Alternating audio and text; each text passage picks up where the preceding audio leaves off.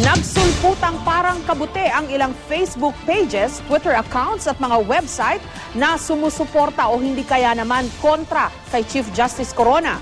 Ang ilan dito nagpapakilala pang official account ng kampo ng Chief Justice. Pero giit ng parehong defense at prosecution, wala raw silang kinalaman dito.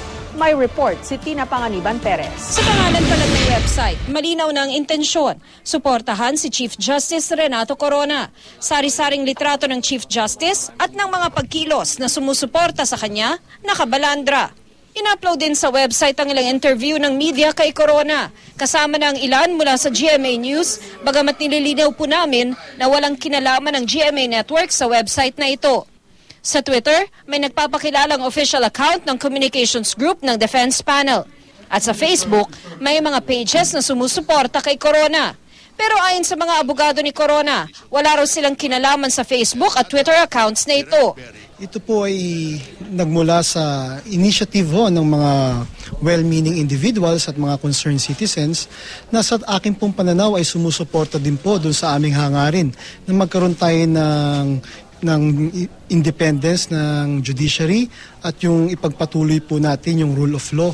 Pero may mga Facebook page ding kontra naman kay Corona. Ang panawagan, mag-resign si Corona.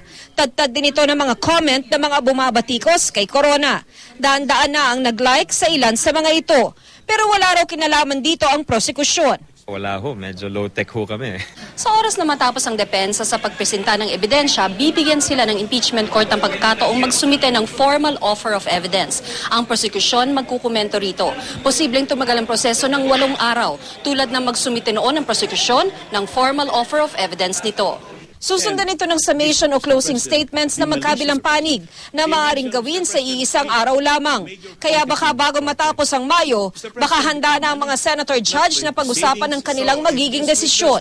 June 7, nakatakdang magtapos ang sesyon ng Kongreso. Tina Panganiban Perez, GMA News.